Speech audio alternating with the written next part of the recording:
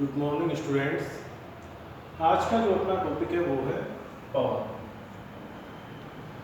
धरातल के समानांतर प्रवाहित होने वाली वायु को ही पवन कहा जाता है। पवनें एक निश्चित नियम के तहत प्रवाहित होती हैं, इसीलिए हवाएं उच्च वायुदाब से न्यून वायुदाब की ओर प्रवाहित होती हैं। हवाओं या यूं कहें कि पवनों को मुख्यतः 3 भागों में वर्गीकृत किया जा सकता है, जिसमें पहली है स्थायी पवनें। जिसमें फर्स्ट है स्थायी पवनें। ये वर्ष भर एक निश्चित दिशा में प्रवाहित होती हैं, इसलिए इन्हें स्थायी पवनें कहा जाता है। सेकंड है स्थानीय पवनें। ये पवनें किसी स्थान विशेष में प्रवाहित होती हैं, इसलिए इन्हें स्थानीय पवनें कहा जाता है। थर्ड आती है सामयिक पवनें। ये पवनें समय के अनुसार या मौसम के अनुसार चलती हैं, इसलिए इन्हें सामयिक पवनें कहा जाता है। अब सबसे पहले हम देखते हैं स्थायी पवनें।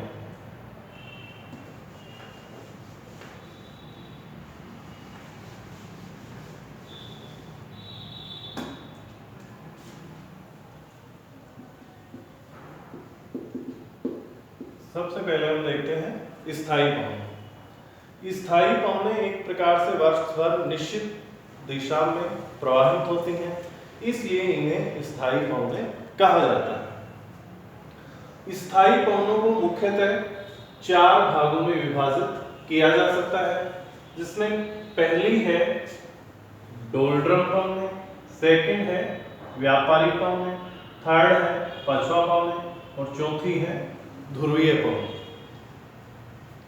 स्थायी पवनों को मुख्यतः 4 भागों में, जिसमें फर्स्ट है डोल्ड्रम, सेकंड है व्यापारिक, थर्ड है पछवा, चौथी है ध्रुवीय पवन। जिसमें फर्स्ट आती है आपकी डोल्ड्रम पवनें। डोल्ड्रम पवनों का जो विस्तार है भूमध्य रेखा के दोनों ओर 5 डिग्री उत्तर से 5 डिग्री दक्षिणी अक्षांशों के मध्य पाया जाता है और ये पवनें फ्लोन के अनुसार पश्चिम से पूर्व की ओर प्रवाहित होती हैं और इस क्षेत्र में प्रत्येक दिन दोपहर बाद तड़ी झंझा आते हैं, जिससे वर्षा होती है। इसी क्षेत्र में ही उत्तर में उत्तरी अंतरा उष्णकटिबंधीय अभिसरण तथा दक्षिण में दक्षिणी अंतरा उष्णकटिबंधीय अभिसरण पाया जाता है। जहां व्यापारिक और डोल्ड्रम पवनें मिलती हैं, वहां अंतरा उष्णकटिबंधीय अभिसरण का निर्माण होता है, जिसे उत्तर में उत्तरी अंतरा उष्णकटिबंधीय अभिसरण, दक्षिण में दक्षिणी अंतरा उष्णकटिबंधीय अभिसरण के नाम से जाना जाता है। डोल्ड्रम पेटी को शांत पेटी के नाम से भी जानते हैं। डोल्ड्रम पवनों को विस्तृत रेखीय पछवा पवनों के नाम से भी जाना जाता है। सेकंड आती है व्यापारिक पवनें। सेकंड आती है व्यापारिक पवनें। व्यापारिक पवनें मुख्यतः उपोष्ण उच्च वायुदाब पेटी से भूमध्य रेखीय न्यून वायुदाब पेटी की ओर प्रवाहित होती है। या हम यूं कहें कि उपोष्ण उच्च वायुदाब पेटी से भूमध्य रेखीय न्यून वायुदाब पेटी की ओर प्रवाहित होने वाली पवनों को ही व्यापारिक पवनें कहा जाता है। इनकी दिशा उत्तरी गोलार्ध में उत्तर पूर्व से दक्षिण पश्चिम की ओर होती है, जबकि दक्षिणी गोलार्ध में इनकी दिशा दक्षिण पूर्व से उत्तर पश्चिम की ओर होती है। उत्तरी गोलार्ध में तो इनकी दिशा उत्तर पूर्व से दक्षिण पश्चिम की ओर, जबकि दक्षिणी गोलार्ध में इनकी दिशा दक्षिण पूर्व से उत्तर पश्चिम की ओर होती है। और जहां व्यापारिक और डोल्ड्रम पवनें मिलती हैं, वहां अंतरा उष्णकटिबंधीय अभिसरण का निर्माण होता है। व्यापारिक पवनों के द्वारा महाद्वीपों के पूर्वी भागों में वर्षा होती है, जबकि पश्चिमी भागों तक पहुंचते पहुंचते ये पवनें शुष्क हो जाती हैं। इसीलिए विश्व के जो अधिकांश मरुस्थल हैं वो महाद्वीपों के पश्चिमी भागों में ही पाए जाते हैं। और प्राचीन काल में ये जो व्यापारिक पवनें हैं पाल वाले जलयानों में मदद करती थी, इसलिए इसका नामकरण किया गया व्यापारिक पवन। थर्ड आती है आपकी ध्रुवीय पवनें। ये थर्ड आती है पछुआ पवन।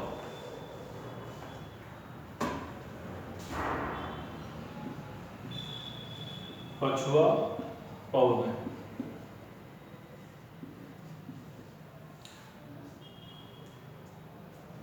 उपोष्ण उच्च वायुदाब पेटी से ध्रुवीय न्यून वायुदाब पेटी की ओर प्रवाहित होने वाली पवनों को ही पछुआ पवनें कहा जाता है। इनकी दिशा उत्तरी गोलार्ध में दक्षिण पश्चिम से उत्तर पूर्व की ओर, जबकि दक्षिणी गोलार्ध में इनकी दिशा होती है उत्तर पश्चिम से दक्षिण पूर्व की ओर। उत्तरी गोलार्ध में जो इनकी दिशा होती है दक्षिण पश्चिम से उत्तर पूर्व की ओर, जबकि दक्षिणी गोलार्ध में इनकी दिशा होती है उत्तर पश्चिम से दक्षिण पूर्व की ओर।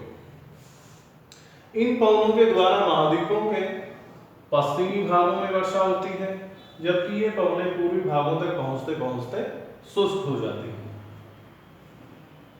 ठीक है, जहां पछुआ पवनें और ध्रुवीय पवनें मिलती हैं वहां वाताग्र का निर्माण होता है, जिससे शीतोष्ण कटिबंधीय चक्रवातों की उत्पत्ति होती है। चौथा आता है ध्रुवीय पवनें। चौथी आती है ध्रुवीय पवनें।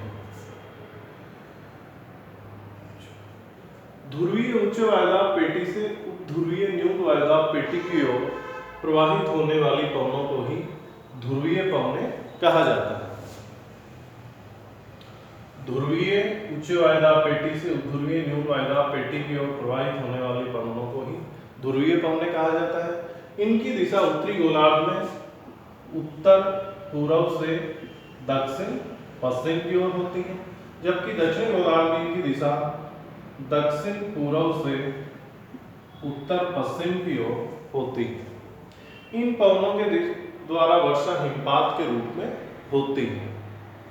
ठीक है, तो इस प्रकार स्थायी पवनों को मुख्यतः 4 भागों में विभाजित किया गया है, जिसमें फर्स्ट आती है डोल्ड्रम पवनें, जिनका विस्तार भूमध्य रेखा के दोनों ओर 5 डिग्री अक्षांशों के मध्य पाया जाता है, और इन पवनों के द्वारा प्रत्येक दिन दोपहर बाद वर्षा होती है। फ्लोम के अनुसार ये पवनें पश्चिम से पूर्व की ओर प्रवाहित होती हैं, और यहाँ शांत क्षेत्र पाया जाता है, इसलिए इस पेटी को शांत पेटी भी कहा जाता है। जहाँ डोल्ड्रम में व्यापारिक पवनें मिलती हैं वहाँ अंतरा उष्ण कटिबंधीय अभिसरण का निर्माण होता है, जिससे उत्तर में उत्तरी अंतरा उष्ण कटिबंधीय अभिसरण, दक्षिण में दक्षिणी अंतरा उष्ण कटिबंधीय अभिसरण के नाम से जानते हैं। सेकंड आती है व्यापारिक पवनें। इन पवनों का नामकरण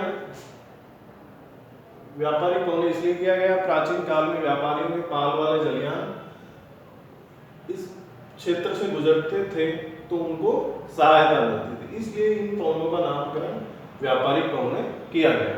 इनकी दिशा उत्तरी गोलार्ध में उत्तर पूर्व से दक्षिण पश्चिम की ओर, जबकि दक्षिणी गोलार्ध में इनकी दिशा दक्षिण पूर्व से उत्तर पश्चिम की ओर होती है।